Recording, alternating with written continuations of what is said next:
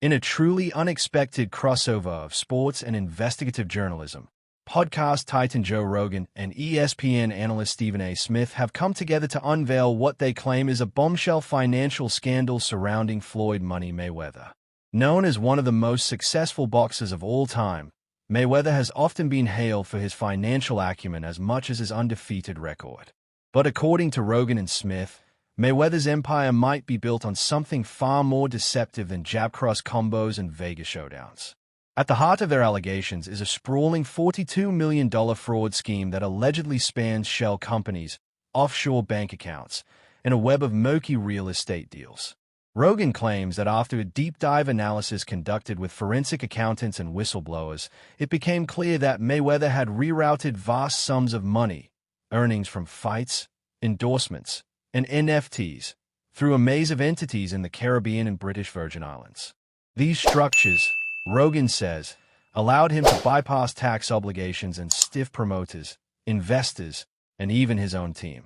Stephen A. Smith added fuel to the fire, referencing leaked court documents that reportedly show Mayweather underreporting gate earnings from major fights by up to 30%.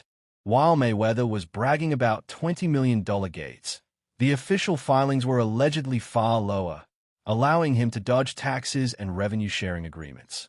Smith didn't mince words when he questioned Mayweather's moral compass, stating bluntly, "Where's your soul?" One particularly scathing example involved Mayweather's repeated ventures into NFTs. Fans who bought into Floyd's World or Atrial Floyd NFT hoping to own a piece of his legacy ended up with nothing more than devalued tokens. Mayweather's initial NFT project raised $4.9 million, but prices plummeted by over 90%, and angry fans filled the comment sections with accusations of being misled. This wasn't just about a bad investment. It painted a larger picture of a man leveraging fame to fleece his followers.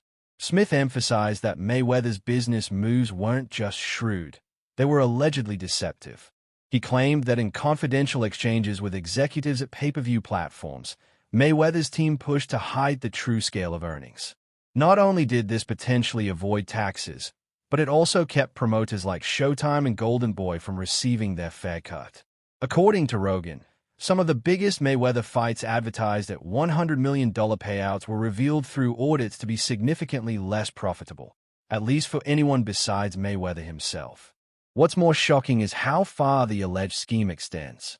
Rogan cited financial intelligence reports showing a complex network of trusts and shell companies used to purchase real estate in places like Miami and Beverly Hills, assets hidden under pseudonyms and layered LLCs. Mayweather, he claims, lives like a billionaire, but with much of his wealth stashed in places beyond the reach of U.S. law. And it doesn't stop there. Mayweather's infamous 2017 IRS tax lien, totaling over $22 million, sparked questions about how someone earning hundreds of millions could be behind on taxes. Then came reports from Business Insider that challenged Mayweather's claims about a massive $400 million real estate deal in New York City. Though he boasted about owning 62 buildings, the actual ownership structure appears far murkier, with some suggesting he only holds partial shares or investment rights, not outright ownership.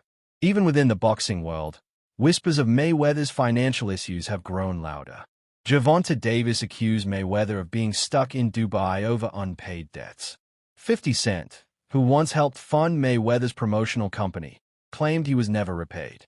Logan Paul, after his 2021 exhibition match with Mayweather, alleged he was still owed millions and has since threatened legal action. Stephen A. Smith didn't hold back on the cultural consequences either. Young athletes don't idolize Floyd for his work ethic. They want the lifestyle, he said. Smith argued that Mayweather's influence has blurred the lines between success and superficiality, where image trumps integrity and flexing wealth outweighs discipline. Rogan, ever the skeptic, even questioned the legitimacy of Mayweather's supposed $400 million net worth. According to Rogan, most of Mayweather's assets are tied up in trusts that are untouchable, legal shields designed to protect from both creditors and court judgments. He likened this setup to Enron-style accounting, where appearance masks a hollow core. This isn't smart money, Rogan said. It's smoke and mirrors. Despite the explosive nature of these claims, critics have pointed out the lack of formal charges. While Mayweather did settle with his SEC in 2018 for failing to disclose payments tied to cryptocurrency promotions, that case involved just over $600,000, not the tens of millions Rogan and Smith are alleging.